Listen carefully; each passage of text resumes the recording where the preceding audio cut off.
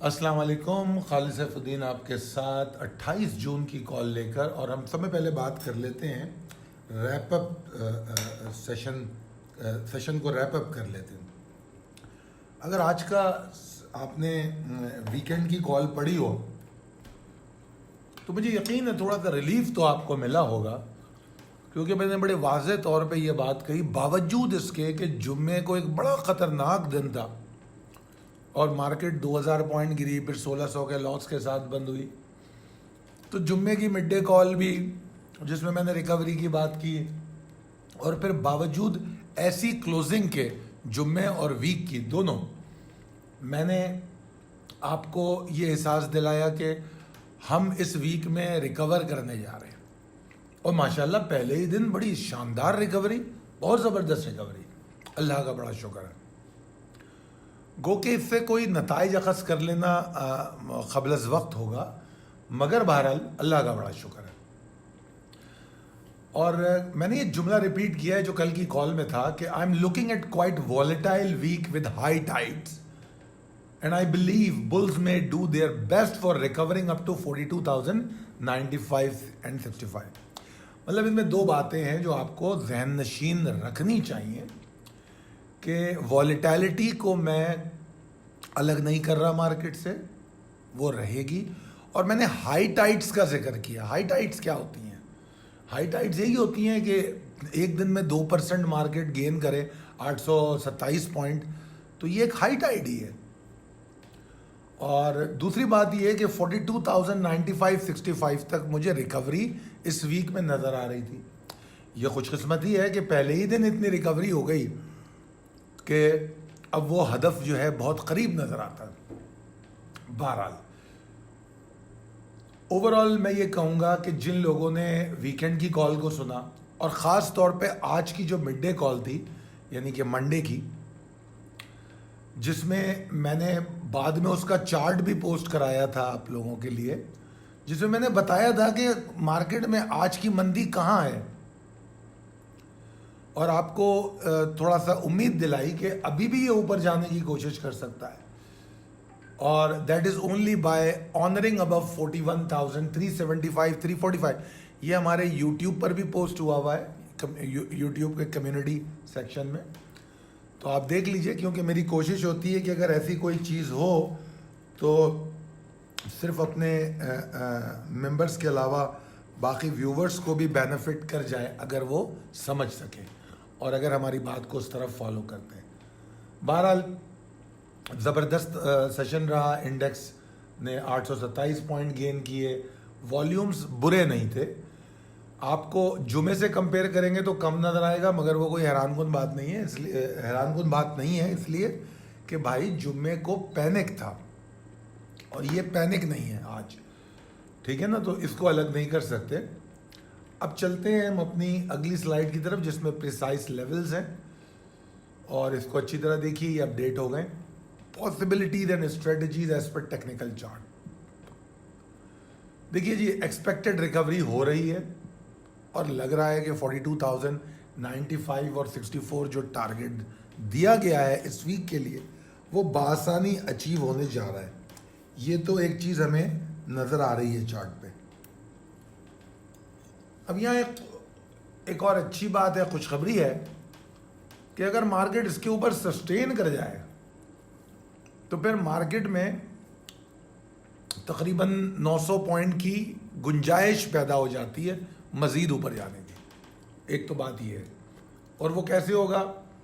42,095 کے اوپر volume generate ہو اور مارکیٹ اگلے لیول کی طرف جانے کی کوشش کرے، جس کو ہم نے آخری لائن میں لکھا ہے کہ ہم دوبارہ کنسسٹنسی آف بلز دیکھ لے، اگر ہمیں دیکھنے کو ملے تو پھر یہ ممکن ہوگا۔ تو بہرحال 42,095 ہمارا ٹارگٹ جو ویک کا ہے وہی ہمارا ٹارگٹ ہے فی الوقت، اور یہ اچیو ہو جائے تو اس کے نیچے اسٹاپ لاس لے کے پھر جتنی بڑی امیدیں باندھنی ہے مان لیجیے۔ یہ میں نے بتا دیا کہ مارکیٹ میں ایگزارشن کا جو تھریٹ ہے وہ باقی رہے گا جب تک مارکیٹ 43,000 کے نیچے، یہ برقرار رہے گا یہ تھریٹ۔ کسی بھی وقت مارکیٹ بھلے ये टारगेट भी अचीव कर ले 42,095 का और 42,400 तक चली जाए, फिर भी एग्जॉस्ट हो सकती है। नामुमकिन कुछ भी नहीं है, क्योंकि जिस जोन में मार्केट ट्रेड कर रही है यहाँ पर एग्जॉस्शन की पॉसिबिलिटी बहुत ज़्यादा है। तो लिहाजा ट्रेलिंग स्टॉप लॉस के साथ ऊपर चलिए। अच्छा, दूसरी बात यह कि जिस तरह मैंने बता दिया कि मार्केट ने 43,000 और 42,850 तक का रूम बना लेना है अगर 42,095 के ऊपर नए वॉल्यूम जनरेट करे। अच्छा, कल आगाज़ एक्साइटिंग होता है इंशाल्लाह, तो 41,720 के नीचे स्टॉप लॉस लें and then move with the trailing stop loss. अच्छा, एक और बात मैंने यहाँ कही है कि जो नए टारगेट्स हैं उनको चेस करने के लिए ज़रूरी है इस बात को समझना कि मार्केट में वॉलेटिलिटी है और इकोनॉमिक अपडेट्स क्या है। इन दो चीज़ों को समझना बहुत ज़रूरी है। इकोनॉमिक अपडेट्स जो होती हैं उनकी इंटरप्रिटेशन बड़ी अहम होती है, और बदकिस्मती से आजकल सोशल मीडिया पे सच और झूठ का जानना बड़ा मुश्किल हो गया, और सोशल मीडिया मेजर सोर्स बन गया है लोगों की मालूमात का। बहरहाल मेरा तो अभी भी यही तरीका है कि अगर कोई ख़बर पोस्ट करता है तो मैं सब में पहले उसकी लेजिटिमेसी को चेक करता हूँ, और अगर वो मुझे लेजिटिमेट नहीं नज़र आती तो मैं उसकी बात नहीं करता। और लेजिटिमेट कैसे हो सकती है कि ऑथेंटिक वेबसाइट या ऑथेंटिक न्यूज़ एजेंसी उस खबर की तायीद करे या अपने वेबसाइट पे या अपने चैनल पे उसको ऑन एयर करे, तो फिर ऑथेंटिक थोड़ी हो सकती है। वैसे तो बदकिस्मती से पाकिस्तान में ऐसे चैनल भी हैं जो झूठी खबरों को भी बड़े दीदा दिलेरी से दिखा रहे होते हैं, मगर बहरहाल हमारे लिए आसान ये है कि जस्ट सोशल मीडिया की खबर पे रिएक्ट मत कीजिए, उसको चेक ज़रूर कर लीजिए ये इकोनॉमिक अपडेट के हवाले से, क्योंकि इंशाल्लाह चीज़ें कुछ ना कुछ बेहतर होती हुई तो नज़र आ रही हैं। अच्छा, फिर मैंने लिखा है chase new target level by level, understanding the volatility and economic update. अच्छा, वॉलेटिलिटी, अच्छा ये वॉलेटिलिटी जो है आपको ऑप्शन फराहम करती है बायबैक का। जैसे कि मैं एक बड़ी आसान मिसाल दूंगा इसके लिए, नेटसोल की और भी कई स्टॉक हैं जिन्होंने आपको पिछले दिनों में निकलने का भी मौका दिया, एंट्री का भी मौका दिया। तो ये जो वॉलेटिलिटी होती है ये अपने मफाद में भी इस्तेमाल की जा सकती है। ये होती तो थोड़ी सी ख़तरनाक और परेशान कुन है, मगर आप अगर ट्रेडिंग प्लान बना के बैठे हों और आपको पिक्चर नज़र आ रही हो, आपके पास लेवल्स मौजूद हों, इंडेक्स के लेवल हों, उस स्टॉक के लेवल हों, तो यही वॉलेटिलिटी आप अपने हक़ में भी इस्तेमाल कर सकते हैं। ठीक है, और मैंने आगे लिखा है कि मैं अभी भी समझता हूँ, यकीन रखता हूँ कि एग्जॉस्टिंग सिग्नल्स पे मार्केट से निकलना चाहिए विद अ बायबैक स्ट्रेटजी। अब जब हम एग्जॉस्टिंग सिग्नल से निकलेंगे तो बायबैक स्ट्रेटजी में थोड़ा पहले तो मार्केट से निकलने के बाद ना सब में बड़ा फ़ायदा क्या होता है कि जब आप सौदा बेच देते हैं तो जो इंसानी अक़ल की कुछ चीज़ें मुंजमद हो जाती हैं उस सौदे की जानिब, वो रिलीज़ हो जाती हैं, आज़ाद हो जाती हैं, तो इंसान बेहतर सोचने के काबिल हो जाता है। जैसा कि मैंने स्टॉक एक बेचा, बेचने के बाद मैं चूँकि आज़ाद हो जाता हूँ ज़रा सोचने समझने में, तो मैं ये फ़ैसला बड़ी आसानी से कर लेता हूँ कि क्या ज़रूरी है किसी स्टॉक को बाय बैक करूँ या कोई दूसरा बाय करूँ। समझ रहे हैं आप? और अगर मैं स्टॉक बेचता नहीं हूँ और मार्केट नीचे आती है तो मेरे दिमाग में तो एक ही बात होती है कि यार इसको एवरेज करो, इसको एवरेज करो।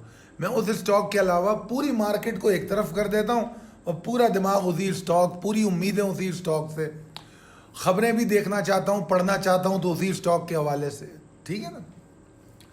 तो ये एक फ्रीडम मिलता है दिमाग को अगर हम बाहर निकलें, तो इसलिए एग्ज़िट करना बहुत अच्छा है।